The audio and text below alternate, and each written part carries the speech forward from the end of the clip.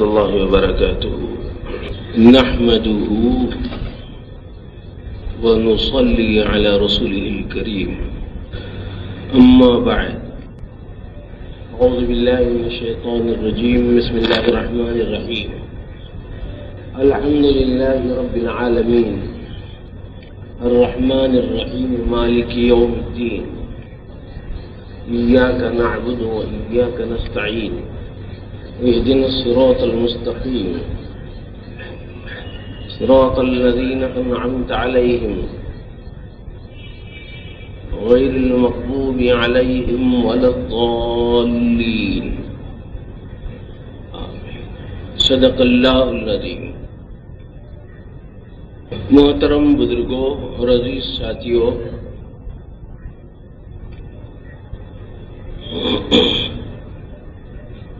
بہت سی مرتبہ مشاغل کے ہجوم کی وجہ سے بیانات اور خطبات پر تیاری کا کوئی موقع نہیں ملتا، لیکن اس کے باوجود ذمہ داری کو پورا کرنے کے لیے کوئی نہ کوئی بیان کا رخ اختیار کرنا پڑتا ہے۔ اسی لیے آج تکمیل ضابطے کے لیے آپ کے سامنے ان آیات کو پڑھا گیا جو سورہ فاتحہ کی آیتیں کہلاتی۔ ان 7 آیتوں میں پروردگار عالم نے پورے قرآن مجید کا اور اس کے علوم کا خلاصہ رکھا ہے۔ جس طرح ایک بیج میں درخت کی پوری دنیا چھپی ہوئی رہتی ہے، اسی طرح سورہ فاتحہ میں بھی اللہ رب العزت نے قرآنی علوم کو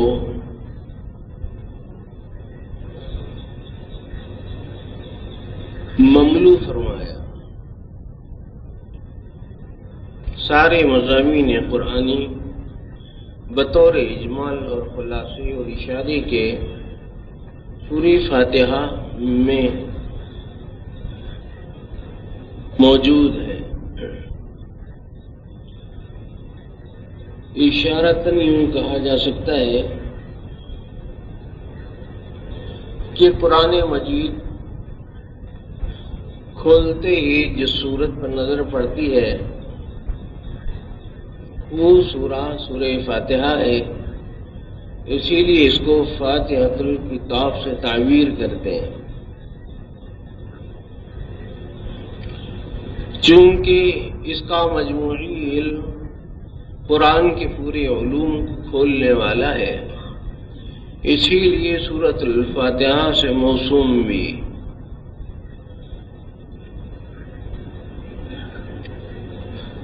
اس کے بہت سے نام ہیں اور اس کی بہت سے اوصاف ہیں اور اس کی بہت سی خصوصیات ہیں۔ ایک مختصر سی تالیف جو اسرار و رموز الفاتحہ کے نام سے چھپی ہے، آپ حضرات کی نظروں سے یقیناً گزری ہوگی۔ اس میں ان تفصیلات کو پیش کیا گیا ہے۔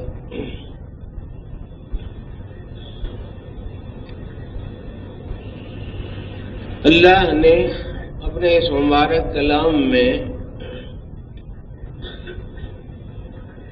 بڑی شفا رکھی ہے، اور شفا بھی دونوں قسم کی۔ مفسرین فرماتے ہیں وَنُنَزِّلُ مِنَ الْقُرْآنِ مَا هُوَ شِفَاءٌ وَرَحْمَةٌ لِّلْمُؤْمِنِينَ۔ اہل ایمان کے لیے اس میں شفا اور رحمت ہے۔ تو قرآن کا شفا ہونا باعتبار ظاہر بھی اور باعتبار حقیقت بھی۔ اور باعتبار جسمانی بھی، باعتبار روحانی بھی۔ ایک مشہور حدیث میں یہ بات موجود ہے، فی فاتحۃ الکتاب شفاء من کل داء، سورہ فاتحہ میں ہر بیماری سے شفا رکھی ہے۔ محدثین حضرات نے شفا کو عام رکھا، اس کو مربوط کیا جسمانی امراض سے بھی، اور اس کو منضبط رکھا روحانی امراض سے بھی۔ اور یہ اللہ کے کلام کی تاثیر کا مسئلہ ہے، اس میں کوئی دو رائے نہیں ہے۔ کوئی آدمی بہت ہی چھوٹے سے کچے ذہن کا ہو تو الگ بات، ابھی لوگ غلط فہمی میں بھی آ جاتے ہیں۔ کوئی کہتے ہیں کہ صاحب انجیکشن میں تو تاثیر معلوم ہوتی، گولی میں تاثیر معلوم ہوتی، گلوکوز میں تاثیر معلوم ہوتی، خون کی باٹل میں تاثیر معلوم ہوتی، انجیکشنوں کی تاثیر اور دواؤں کی تاثیر تو مسلم میں سمجھ میں آتی، انجیکشن کی تاثیر معلوم ہے، لیکن آیت قرآنی دم کرنے کی تاثیر سمجھ میں نہیں آتی۔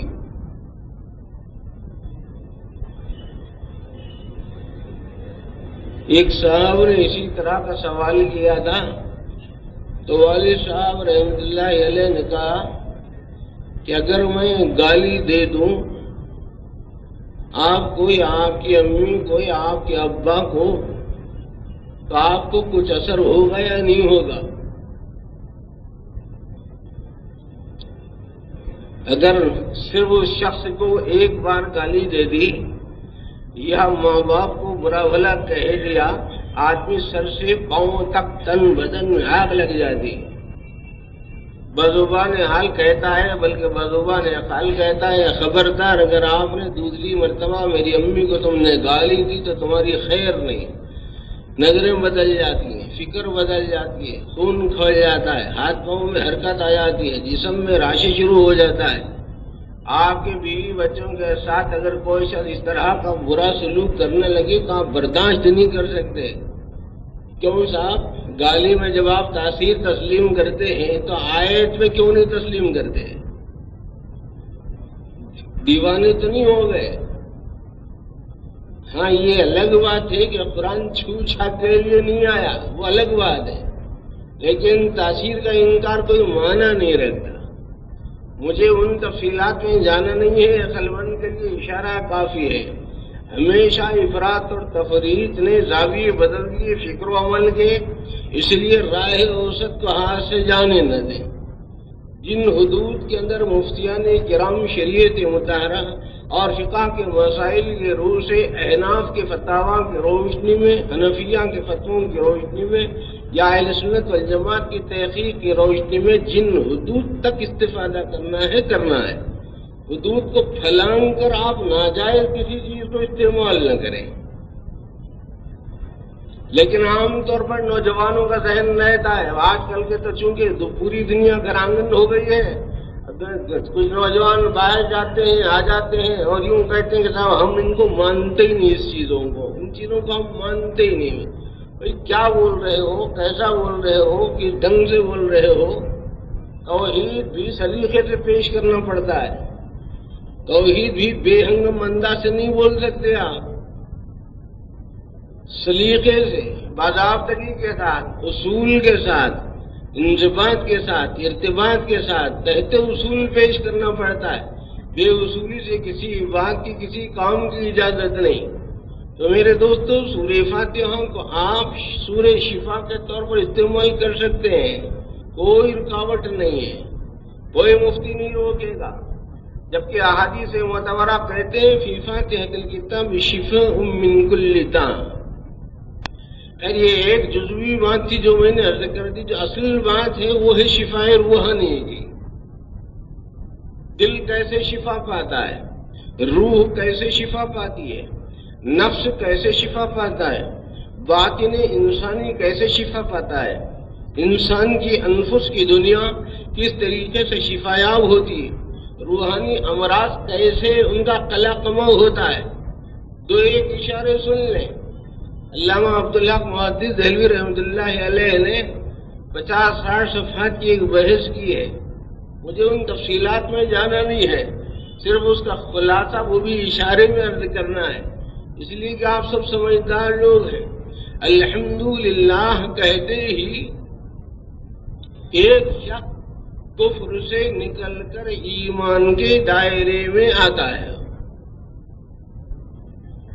الحمدللہ بولتے ہی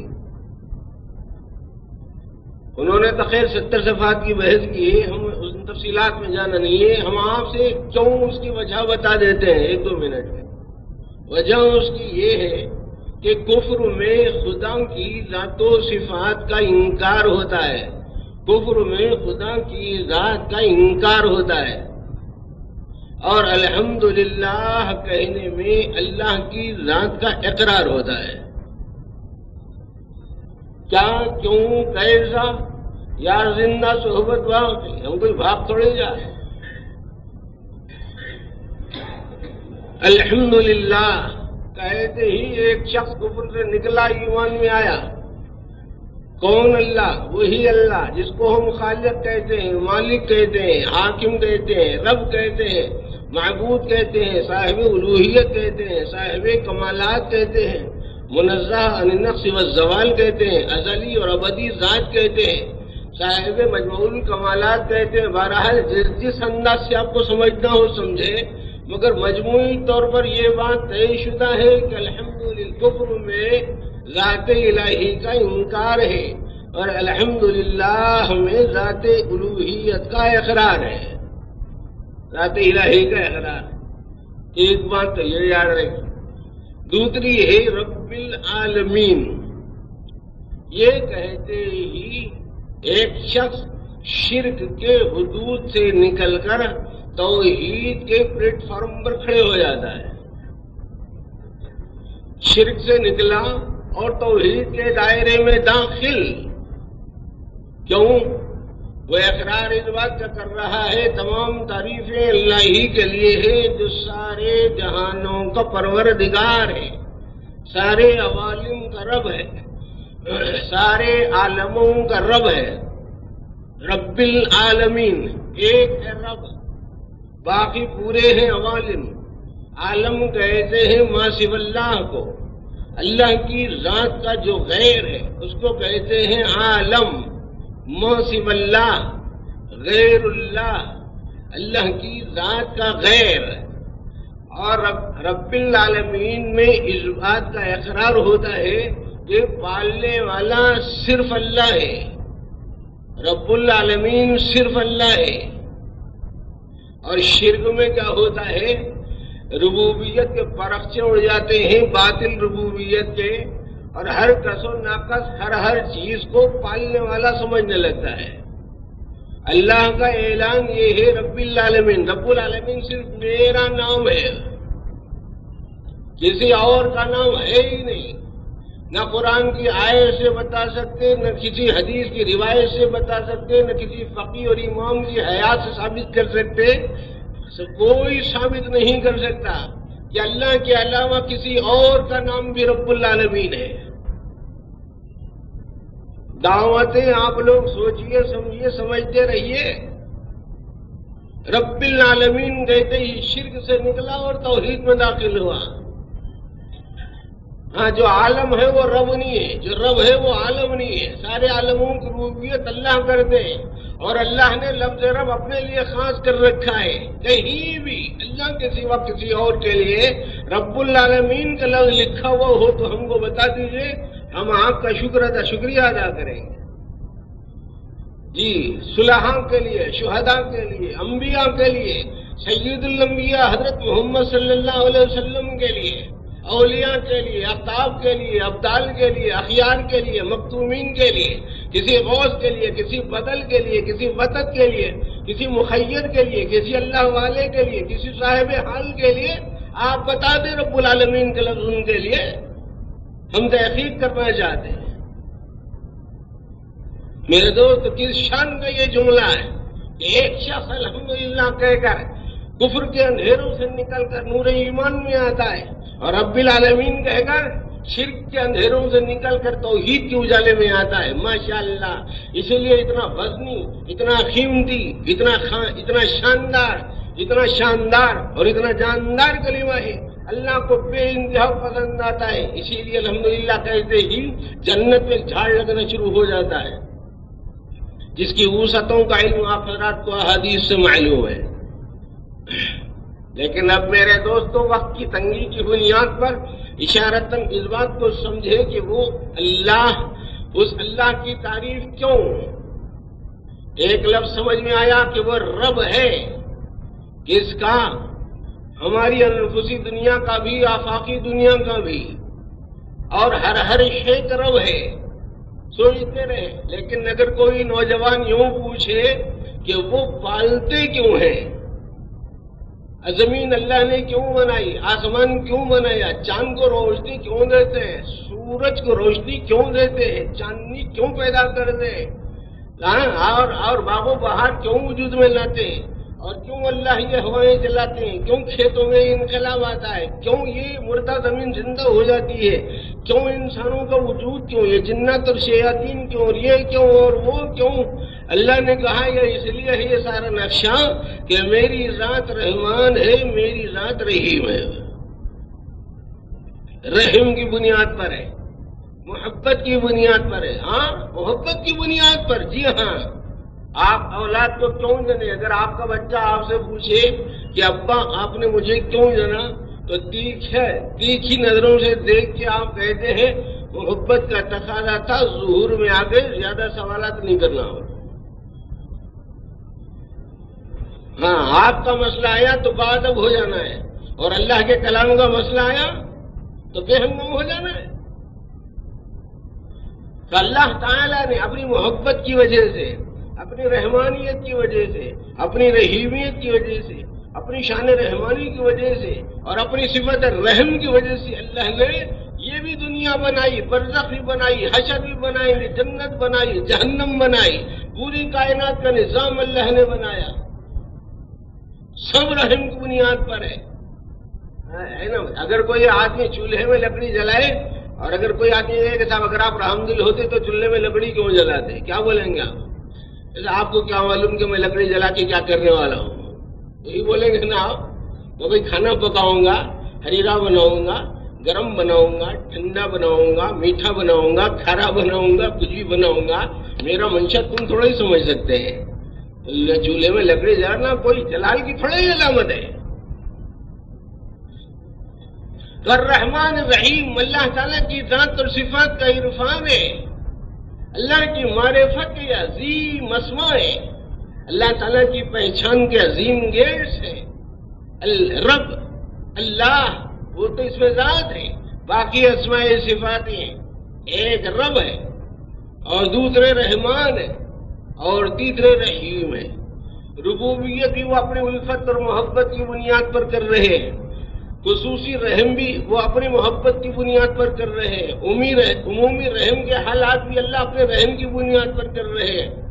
لیکن عام طور پر جب رحم دلی کا مسئلہ سامنے آتا ہے تو جب کوئی بہت زیادہ مہربان، اتنا زیادہ میٹھا ہو جاتا ہے تو لوگ جو ہے اس کو ادھر سے نگل جاتے ہیں اور اعتدال پر نہیں رہتا، صحیح استفادہ نہیں کرتا ان صفات سے۔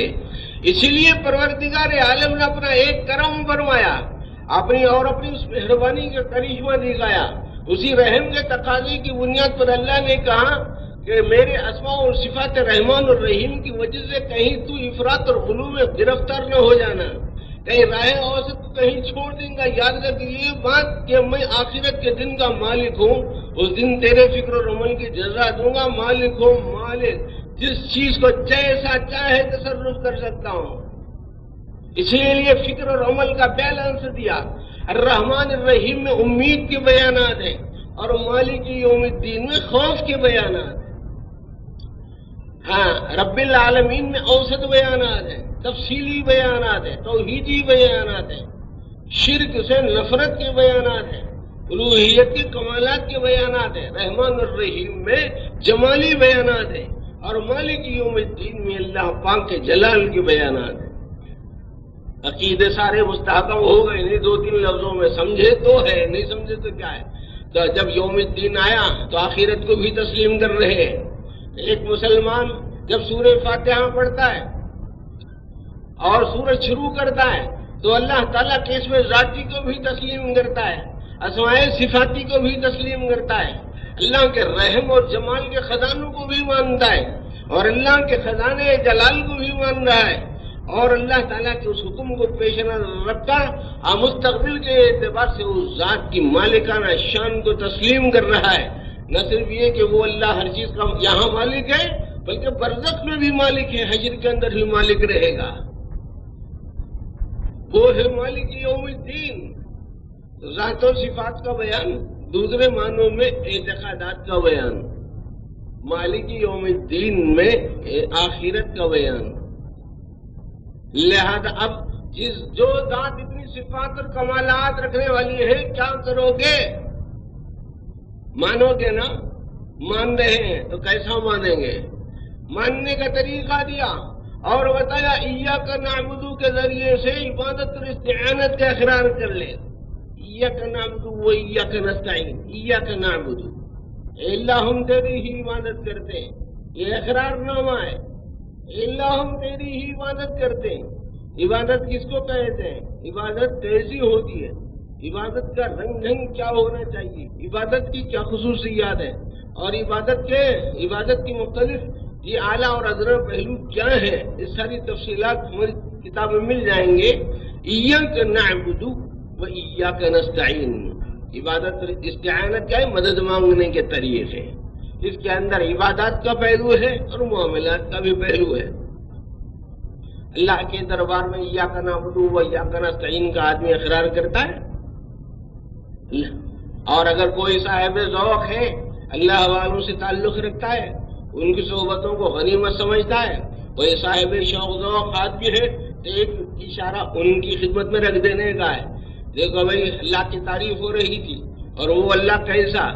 ایسا جو ربوبیت کرنے والا ہے، جو رحم کرنے والا ہے، جو مہربان خصوصی ہے، جو مہربان عمومی ہے، جو مالک ہے۔ یہ بول رہے تھے نا، اس کو کہتے ہیں غیبی پہلو، غیبت بولتے ہیں، غیبت نہیں پڑھنا صوفیہ کے اس کلام میں، جو غیبت بولتے ہیں وہ اللہ جو ایسا ہے، ایسا ہے، ایسا ہے، ایسا ہے۔ اور جب ایاک بولے تو کیا ترجمہ کرتے ہیں؟ آپ بول کے کرتے ہیں، تو وہ جا کے آپ ہو جاتے ہیں نا۔ اس کو اولیاء کرام حضور کا سبق کہتے ہیں، حضوری، غیبت سے حضور میں آنا، عالم غیب سے جس ذات کے بارے میں جن صفات کا اظہار کیا جا رہا تھا، ارے وہ ذات تو حاضر ہے، وہ ذات تو ناظر ہے، وہ ذات تو موجود ہے، وہ ذات تو عالم الغیب و شہادہ ہے، وہ ذات تو باکمال ہے۔ اسی ذات کے سامنے میں کھڑا ہوں، لہذا اقرار کرتا ہوں، اعتراف کرتا ہوں اللہ کے ذات و صفات کا اعتراف، اور اقرار کرتا ہوں عبادت اور استعانت کا کہ اللہ کے سوائے کسی اور سے ان دونوں پہلوؤں کے لحاظ سے میں رابطہ قائم نہیں رکھوں گا۔ غیر اللہ سے عبادت کا تعلق بھی ختم، غیر اللہ سے استعانت کا تعلق بھی ختم۔ مانگنا ہے نا اللہ میاں سے، لیکن اب سوال یہ ہے کہ کیا مانگنا؟ موسمی کا باغ مانگنا، یا کھیت مانگنا، یا مکان مانگنا، یا دکان مانگنا؟ کیا مانگنا؟ بیوی مانگنا کہ بچے مانگنا؟ چھوٹی چیز مانگنا یا بڑی چیز مانگنا؟ حدیثوں میں تو یہ بات ہے کہ چھوٹی سے چھوٹی چیز بھی، یہاں تک کہ نمک بھی ضرورت پڑے تو اللہ ہی سے مانگنا ہے۔ جوتے کا تسمہ ٹوٹ گیا سینڈل کا تو بھی اللہ سے مانگنا ہے، اس کے بعد پھر اسباب کا رخ کرنا ہے، مانگنا ہے پہلے اللہ سے۔ ہاں، اور اگر اللہ نہ چاہے تو نہ نمک ملتا اور نہ تو تسمہ ملتا۔ تفصیل کا وقت نہیں، بس اتنا سمجھ لیجئے، اگر اللہ گنڈی اٹکا دینا چاہے تو نہ نمک ملتا نہ تسمہ ملتا۔ آپ لوگ سمجھدار ہیں، اشارہ کافی ہے، لیکن اللہ نے کہا کہ ہر چھوٹی بڑی چیز جو چاہے مانگ، ہے نا۔ آداب ہیں، کیا مانگنا ہے، کیسے مانگنا ہے، دعا کی کچھ تفصیلات آئیں گی کچھ دنوں میں، جی لیکن خاص طور پر اللہ نے کہا کہ میرے بندے پتہ نہیں تو بندہ ہی ہے اور رہتا تو گندہ ہی ہے، لہذا معلوم نہیں کیا کیا مانگے گا، مانگ چھوٹی بڑی سبھی چیز ہے حدود کے اندر، مگر یاد رہے مانگنے کی اصل جو چیز ہے اہدنا الصراط المستقیم، یہ ہی مانگنے کی چیز ہے۔ ہدایت مانگ، ڈالر کیا مانگ رہا ہے مانگ لے، لیکن نمبر 2 پہ مانگ، نمبر 1 پر نہیں، نمبر 1 پر ایمان مانگ، توحید مانگ، استقامت فی الدین مانگ، رحمانیت رحیمیت مانگ، اللہ کی مہربانی مانگ، دنیا بھر کی چیزیں مانگ جائز حدود میں، بیوی اور بچے مانگنے ہیں وہ بھی مانگ لے، تجھے اجازت ہے جائز کمائی کے، لاکھوں کروڑوں اربوں خربوں روپیہ تو کما سکتا ہے، تو جائز حدود میں کما لے، مگر مانگنے کی جو چیز ہے پیارے وہ اصل میں ہدایت ہے، سب سے پہلے درجے میں مانگنے کی چیز ہدایت ہے۔ ہدایت کس کو بولتے ہیں ہدایت؟ ایک ہوتی ہے ہدایت عام، پیدا ہوتے ہی شروع، اس کو ہدایت عامہ بولتے، پیدا ہوتے ہی شروع، بچہ جب پیدا ہوتا ہے ماں کے سینوں میں دودھ آ جاتا ہے، بھائی اس چھوٹے بچے کو کون سے کالج میں اس بات کی تعلیم دی گئی ہے کہ ماں کی چھاتی منہ میں لے کر چوس، سمجھ میں آیا؟ اس کو مچھلی کے بچے پانی میں پیدا ہوتے ہی تیرنا شروع کر دیتے ہیں، کون ہدایت دی ہے؟ اس کو بولتے ہیں ہدایت عامہ، ہر چیز سے متعلق ہو جاتی ہے، وہ چیز پیدا ہوتے ہی تکوینی نظام سے جتنی چیزیں کنسلٹنگ رکھتی ہیں جس سے پاور ہے خاص طور پر متعلق ہو جاتی ہے اللہ کی خصوصی عنایت سے، ہدایت عامہ اس چیز سے متعلق ہو جاتی ہے۔ قرآن کا بیان ہے جی خلق کل شیء اعطى كل شيء خلقه ثم هدى، اعطى كل شيء خلقه ثم هدى، وہ وہی ہے ہدایت عامہ۔ اور ایک ہدایت خاص ہے، ہدایت خاص کیا ہے؟ بالخصوص جنات اور انسانوں کے لیے اللہ کی طرف سے راہ حق ملنے کے ضابطے قاعدے اور قانون دینا، تاکہ یہ انسان راہ راست پر رہ سکے اور منزل مقصود پر صحیح ڈھنگ سے پہنچ سکے، صحیح بات حق بات کو جانے اور مان لے، اس کو بولتے ہدایت خاصہ۔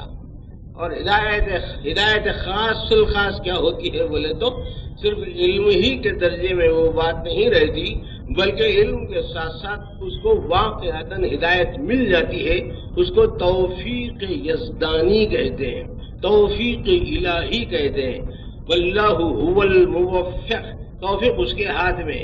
جب علم اور عمل میں ہم آہنگی ہو جاتی ہے اور اس فکر کے ساتھ عمل مل جاتا ہے اور اس علم کے ساتھ عمل حال بن جاتا ہے اور علم کے ساتھ مربوط ہو جاتا ہے عمل انسانی زندگی، تو کہتے ہیں کہ اللہ پاک نے اپنے خصوصی طور پر اللہ نے خصوصی ہدایت کا سامان فرمایا، وہ سب اہدنا میں مانگنا ہے یہ تو مجھے۔ اور ہدایت کے اندر 2 باتیں ہیں، ایک بات ہے رستہ بتانا، مسجد عالمگیری کو جانا ہے، ایسا جا کے وہ گلی مڑ کے بائیں طرف جا کے پھر سیدھے طرف جا کے جی وہ یہ نظر آئے گا جی مختلف اندر کوئی عمارت بتا دی آپ نے، یا کوئی مدرسہ بتا دیا، یا کوئی جی مشتری بتا دی، یا کوئی اور آفس بتا دیا، کوئی اور ادارہ بتا دیا، اس طرح ایک ہے یوں کرنا، اور ایک ہے جی اور ایک ہے ہدایت کا کیا طریقہ ہے معلوم ہے؟ میں چل رہا ہوں آپ میرے ساتھ آئیے، ایک ہے اراءۃ الطریق، راستہ بتا دینا، یوں جاؤ پہنچ جاؤ گے، اور ایک ہے میں وہیں جا رہا ہوں میرے ساتھ آؤ، کون سا اچھا ہے وہی دونوں میں سے؟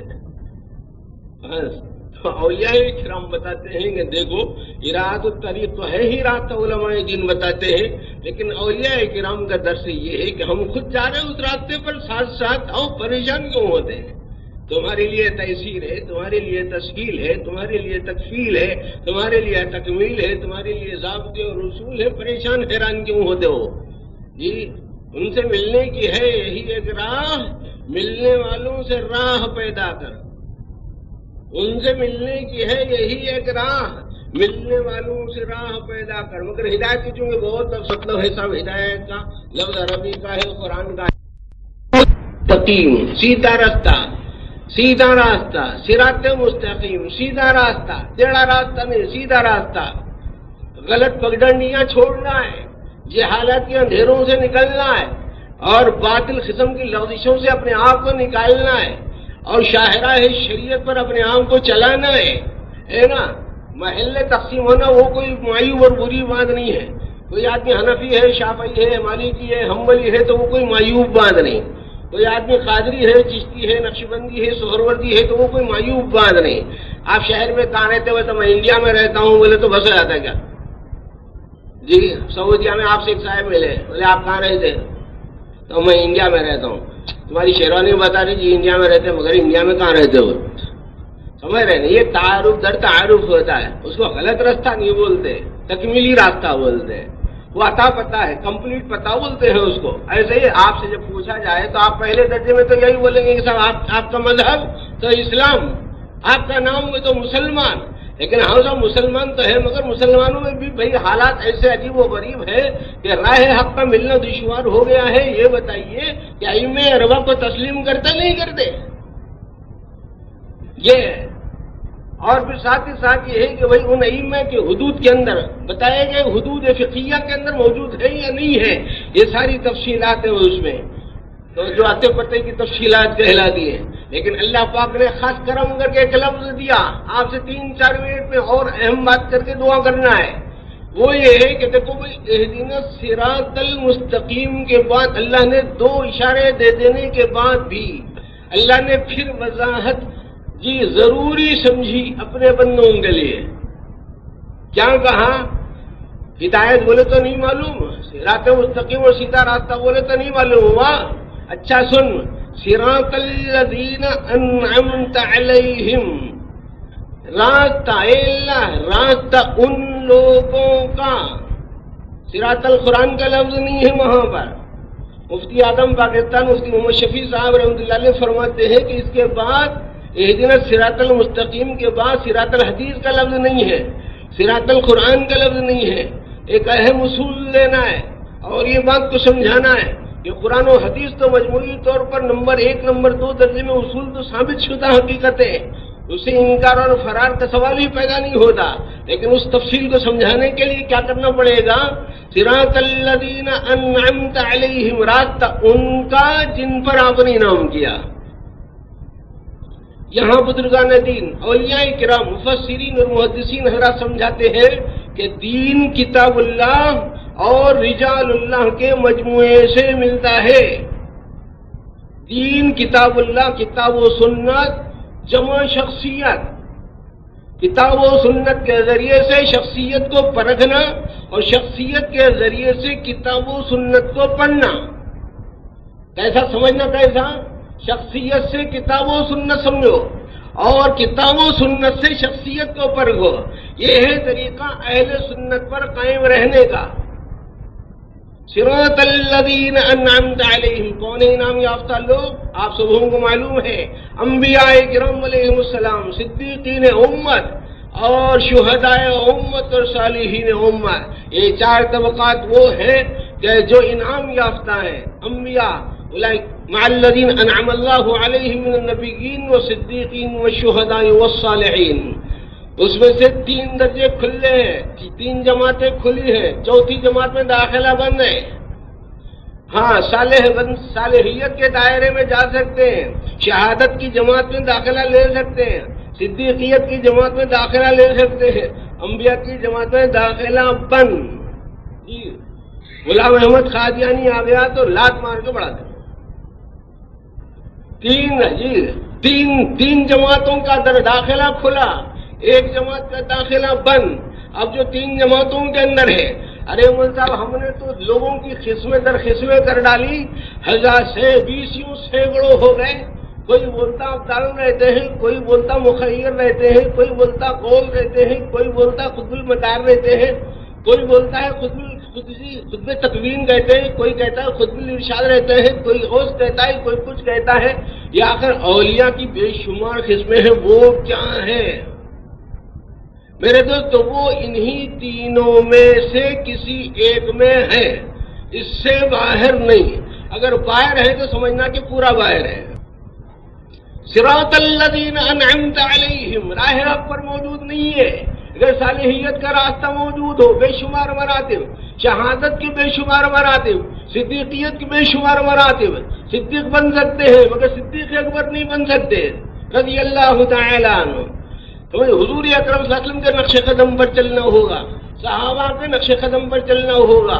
جتنے آپ علم اور عمل کی بات اور ترقیات کی بات کریں گے، نجات اور درجات کی بات کریں گے، وہ سب کے سب انہی علوم میں بند اور محصور ہو کے رہ جائیں گے۔ اگر حدود کے اندر موجود ہے وہ چیز تو تسلیم کی جائے گی، حدود سے باہر پھلانگ کر ہے تو اس کو تسلیم نہیں کیا جائے گا۔ لیکن جب بھی آدمی کوئی راستہ طے کرتا ہے نا تو ایک بڑا مسئلہ یہ درپیش ہوتا ہے کہ صاحب کوسا راستہ صحیح کوسا غلط۔ اللہ نے کہا کہ بہت تفصیلات ہیں مگر اتنا یاد رکھ ایسا راستہ بھی اختیار مت کر جو یہودیوں کا ہے، اور ایسا راستہ بھی اختیار مت کر جو نصرانیوں کا ہے۔ یہ یہودیوں کا راستہ کیا ہے؟ یہودیوں کا راستہ کیا ہے؟ تو افراط اتنی زیادہ افراط ہو گئی جیسے یہودی کرتے ہیں، اور تفریط اتنی زیادہ ہو گئی جیسے نصارہ کرتے ہیں۔ اور ہوتا کیا ہے اس افراط اور تفریط سے آدمی یہودیت یا نصرانیت کے راستے پر چلتا ہے، نقصان بڑا یہ ہوتا ہے کہ جو افراطی لوگ ہیں، یہودی ہیں نا، یہ غضب کا شکار ہوتے ہیں، مغضوب علیہم، اور یہ ظالم جو ہے نا وہ ہے گمراہ۔ ان دونوں میں ایک امتیازی فرق یہ ہے کہ مغضوب علیہم وہ لوگ کہلاتے ہیں جو علم رکھنے کے باوجود راہ حق کو یا عمل صالح کو قبول نہیں کرتے، جاننے کے باوجود غلط راستہ پکڑے، اس کو بولتے ہیں مغضوب علیہم۔ اور ایک ہے نہیں جان کے برباد ہو جانا، نہیں جانتے ہوئے برباد ہو جانا، جیسے نصارہ کا قصہ ہے۔ بس یا تو یوں غلو ہو گیا کہ کسی نبی ہی کو خدا بنا لیا، یا پھر یوں ہو گیا کہ نبی ہی کو قتل کر دیا۔ بڑھ گئے تو اتنا آگے تو نبی کو خدا بنایا، گھٹے تو اتنا گھٹے کہ بس ان کو سولی پہ چڑھایا۔ تو یہ یہودیت اور نصرانیت سے اپنے آپ کو بچانا ہے، راہ اوسط کو اختیار کرنا ہے۔ صراط الذین انعمت علیہم، غیر نہ کہ ان لوگوں کا جن پر غضب کیا گیا، جو مغضوب ہے ان کا راستہ نہیں، ولا الضالین، اور گمراہوں کا بھی نہیں۔ اے اللہ جو علم رکھ کر گمراہ ہوئے ان کے راستے پر بھی مت چلائیے، اور جو علم نہیں رکھ کر گمراہ ہو گئے ان کے راستے پر بھی مت چلائیے۔ اللہ صحیح علم اور عمل کی توفیق عطا فرمائیے۔ اس عظیم سورۃ الدعاء کے بعد حضور اکرم صلی اللہ علیہ وسلم فرماتے ہیں کہ آمین کہنا چاہیے۔ آمین کا مطلب یہ ہوتا ہے کہ الہی ایسا ہی ہو، یعنی اے اللہ جو کچھ میں نے اس سورت کے توسط سے دعا مانگی ہے میری ان تمام دعاؤں کو قبول فرما۔ یہ اس کا ایک اجمالی اشارہ ہے جو چند منٹوں میں آپ کی خدمت میں پیش کیا گیا ہے۔ جو جتنا زیادہ سوچ بچار سے کام لے گا انشاءاللہ اتنا ہی زیادہ اس کو اور مزید بہت سے علوم اور نکات کھلیں گے۔ اللہ مجھے اور آپ کو عمل کی توفیق عطا کرے۔ وآخر دعوانا الحمدللہ رب العالمین۔ آج شام بعد عشاء حسب معمول درس قرآن ہوگا، سنتیں ادا فرما کرو تو تم سیدھی طرف کرو۔ حضور پاک صلی اللہ علیہ وسلم سیدھی طرف کرتے تھے، ہمارے لیے تو کیا ہے، ہم کنگا جب میں سے نکالتے پہلے بائیں طرف ہی کرتے، ہمارے لیے کوئی اہمیت نہیں ہے اس بات میں، مگر جس کو سرکار دو عالم صلی اللہ علیہ وسلم کی ایک ایک حرکت اور سکون کی عظمت معلوم ہے کہ کیا مقام اللہ نے آپ کا بنایا ہے، اس کو پتا ہے، زندگی میں کبھی ہمت نہیں کر سکتا ہوا۔ اور اللہ تبارک و تعالیٰ اپنے اولیاء کے ساتھ بزرگوں کے ساتھ میں برتاؤ ایسے ہی کرتے تھے کہ ان کی ذرا سی حرکت پر پکڑ ہو جاتی تھی، ذرا سی بے عنوانی بے ادبی برداشت نہیں کی جاتی تھی۔ حضرت سفیان ثوری رحمۃ اللہ علیہ کتنے بڑے محدث ہیں، فقیہ بھی ہیں، صوفی بھی ہیں، محدث بھی ہیں۔ امام ترمذی رحمۃ اللہ علیہ ان کی بہت سی روایتوں کو ہمیشہ نقل کرتے ہیں، امام ترمذی کے استاد الاساتذہ میں وہ آتے ہیں حضرت سفیان ثوری رحمۃ اللہ علیہ۔ بایاں پیر مسجد میں پہلا پڑ گیا، اصول کیا ہے کہ دایاں پیر مسجد میں پہلے جانا چاہیے۔ جب مسجد میں آپ داخل ہوں اصلی گیٹ مسجد کے اصل حصے میں، جب مسجد کا اصلی حصہ ہوتا ہے تو اس میں آپ کا دایاں پیر پہلے جانا چاہیے، ان کا پہلے بایاں پیر پڑ گیا۔ تاریخ میں یہ لکھا ہے ان کی سیرت کے اندر کہ آواز آ گئی کہ وہ بیل، اللہ کے گھر میں داخل ہونے کا سلیقہ نہیں آتا، یہ آواز آ گئی۔ تو بیل کو عربی میں سور بولتے ہیں، تو ان کو تنبیہ ہو گئی اور انہوں نے فوراً اپنے پیر کو صحیح کیا۔ اس کے بعد سے چونکہ یہ دشنا میں محبت تھی، محبت میں تنبیہ تھی، سب کو بولتے کیا، سب کو بولا جاتا ہے سر، محبت میں تنبیہ تھی، اس تنبیہ کا ان پر یہ اثر ہوا کہ اپنے نام کے ساتھ میں سوری لگا لیے، بیل والا سفیان، بیلی سفیان، سفیان ثوری مانے بیلی سفیان، تو اپنے نام کے ساتھ میں بیل جوڑ دی انہوں نے، اللہ پاک کی طرف سے یہ آواز آئی تھی مگر بات کتنی ہے، ہم کتنا اہتمام کرتے ہیں ہر بات میں سنت والے پہلو کو ترجیح دینا، اس میں سنت والا طریقہ کیا ہے؟ یہ صغار امور بولتے ہیں، ان کو صغار نہیں ہوتے، یہ تربیت کا طریق ہے، یہ نہج تربیت کا کہ ایسی چھوٹی چھوٹی باتوں سے آدمی قابو میں آتا ہے، اس کا نفس قابو میں آتا ہے، پھر وہ شیطان کے مکاریوں سے بچتا ہے، پھر وہ دین پر چل پاتا ہے۔ حضرت خواجہ معین الدین چشتی اجمیری رحمۃ اللہ علیہ کتنے پائے کے بزرگ گزرے، کتنے بڑے بزرگ گزرے۔ ایک مرتبہ عشاء کی نماز پڑھی اور اس کے بعد میں سو گئے تو خواب میں سرکار دو عالم صلی اللہ علیہ وسلم کی زیارت ہوئی، فرمایا کہ ہم سے محبت کا بھی دعویٰ ہے اور ہماری سنت بھی چھوڑ دی۔ آنکھ کھل گئی، گھبرا گئے، پسینہ پسینہ، کون سی سنت چھوڑی؟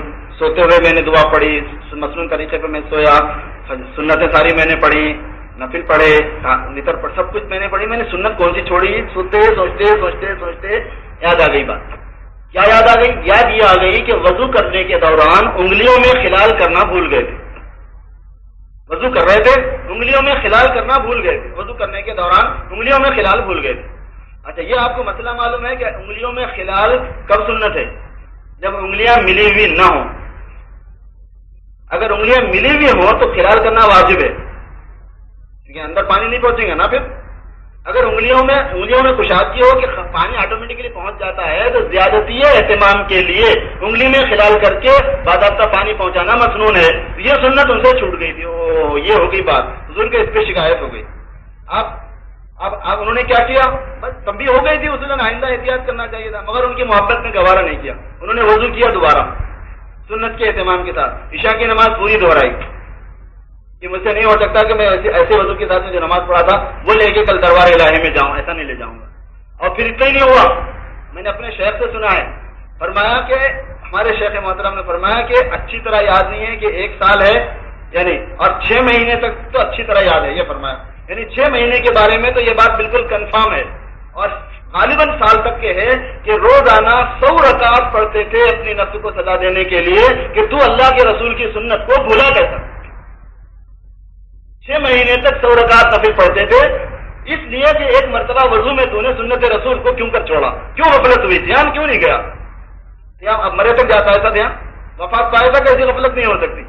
ان کو کہتے ہیں میرے دوستوں صغار امور کہ معمولی چیزیں مت سمجھو سنت والی زندگی کو، سنت والے کھانے کو، سنت والے پہننے کو، کہ جب آپ کرتا پہنو، بشت پہنو، پتلون پہنو، جو پہن رہے ہو پہنو، بھائی کیا پہننا چاہیے کیا نہیں وہ تو الگ ہے، مگر پہلے سیدھے ہاتھ میں پہلے پہنو، سیدھے پہلے، کیونکہ اس وقت آپ کو اللہ یاد آئے گا، اللہ کا رسول یاد آئے گا۔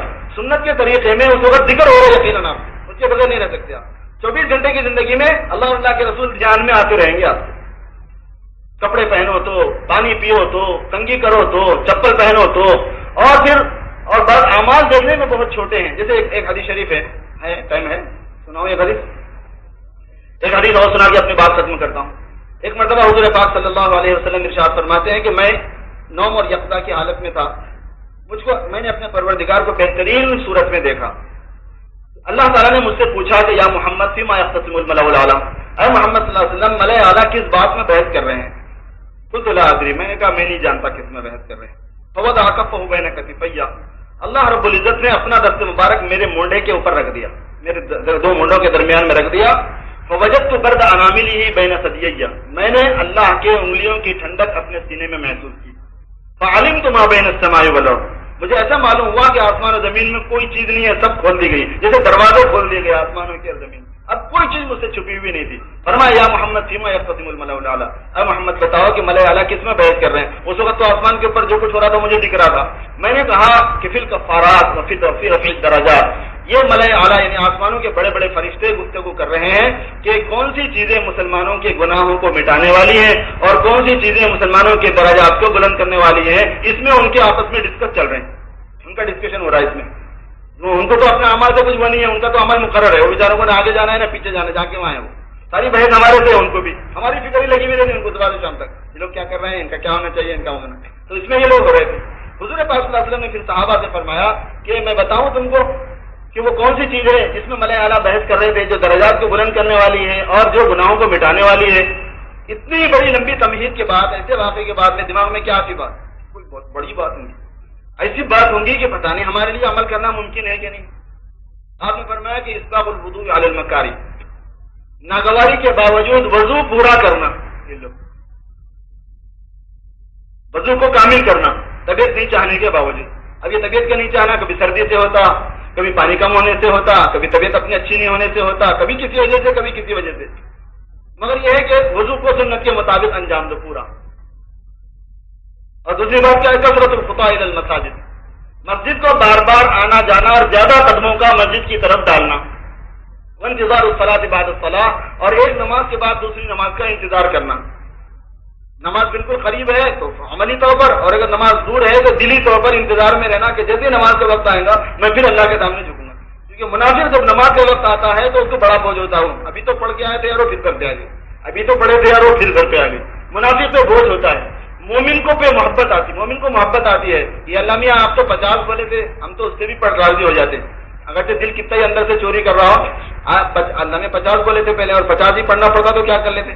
جا ہی نہیں سکتے تھے وہاں پہ ویٹرنری کے اندر، یہی رہنا پڑتا تھا. مگر اللہ تبارک و تعالیٰ نے 50 کو 5 میں بدل دیا. 5 تو پتہ آسان ہے آدمی تو 5 خوشی خوشی تو میں انجام دینے کو تیار ہوں. کثرت الخطا الی المساجد، انتظار الصلاۃ بعد الصلاۃ، اسباغ الوضوء علی المکارہ، وضو کامل کرنا، بار بار مسجد کو آنا جانا، نماز کے بعد نماز کا انتظار. اصلی اعمال ہے بھی نہیں، دیکھو وسائل ہے بھی، تو یہ تو اصلی نہیں ہے نا، وسائل ہے ایک معنی میں. اعمال مقصودہ نہیں بولتے ان کو، اعمال غیر مقصودہ بولتے ہیں ان کو. ان کی یہ اہمیت اللہ کے رسول کی نظر میں، اللہ کی نظر میں آپ اندازہ لگا لو. میرے دوستو بھائیوں، تربیت کا اسلوب آپ کے لیے، اپنی عورتوں کے لیے، بچوں کے لیے، کسی کے لیے بھی، امت کے لیے بھی، امت کو بہت کام کرنا ہے. اور بہت پیچھے ہو گئے ہم لوگ، بہت پیچھے ہو گئے. دنیا کے اعتبار سے تو کتنے پیچھے ہیں دکھ رہے ہیں، اور وہ بھی نہیں دکھ رہا صحیح معنی میں. اور آخرت کے اعتبار سے کتنے پیچھے ہیں اس کا بھی کوئی اندازہ نہیں ہو سکتا. اگر ہم کو آگے جانا ہے نا تو اس کا طریقہ یہی ہے کہ سنت والی زندگی کو اختیار کرنا. دوسرے لفظوں میں یعنی مانس لفظوں میں اگر میں بولنا چاہوں تو وہ یہ ہے کہ چھوٹی چھوٹی باتوں کو چھوٹی نہیں سمجھنا، کیونکہ تربیت کا مدار اسی پر ہے. چھوٹے بچے کو چھوٹی چھوٹی چیزوں سے ہی بڑی چیز دی جاتی ہے. پہلے پتلا دودھ ہے، پھر ذرا گاڑھا دودھ ہے، پہلے پھکا دودھ ہے، پھر ذرا میٹھا دودھ ہے، پھر اس کے بعد میں تھوڑا سا لکوڈ ہے، پھر اس کے بعد میں تھوڑا سا گاڑھا ہے، پھر سالڈ ہے. وہ چکن کا مٹن کا نمبر کب آتا ہے؟ وہ بعد میں آتا ہے. صغار الامور پہلے ہیں، چھوٹی چیزیں پہلے ہیں، بڑی چیزیں بعد میں ہیں. ایسے روحانی تربیت کا نظام ہے کہ ہمارے روح کی تربیت کے واسطے جو معمولی اعمال اسلام میں ہم کو معمولی نظر آتے ہیں وہ معمولی نہیں ہے، ان کی عادت ڈالنا، ان سے مانوس ہونا. اس طرح سے آدمی دیندار بنا کرتا ہے، اس طرح سے آدمی ایمان اور اسلام کے تقاضوں کو پورا کیا کرتا ہے. یہ ترتیب ہے، اور اس ترتیب سے ہم فتنوں سے اپنے آپ کو بچائیں گے، اور فتنوں سے اپنے کو بچانے کی صورت میں ایمان پر جمیں گے. اور ایمان پر جمنے میں جو مصیبتیں پریشانیاں آئیں گی ان پریشانیوں کا مقابلہ کرنا اللہ آسان فرمائے گا، اور پریشانیوں میں مدد فرمائے گا، اور پریشانیوں سے حفاظت بھی فرمائے گا. یہ طریقہ ہے اس کا. اللہ تبارک و تعالیٰ ہم سب کو عمل کی توفیق عطا فرمائے، اور فتنوں سے انتشار سے ہماری پوری حفاظت فرمائے. سنتیں پڑھ لیجیے.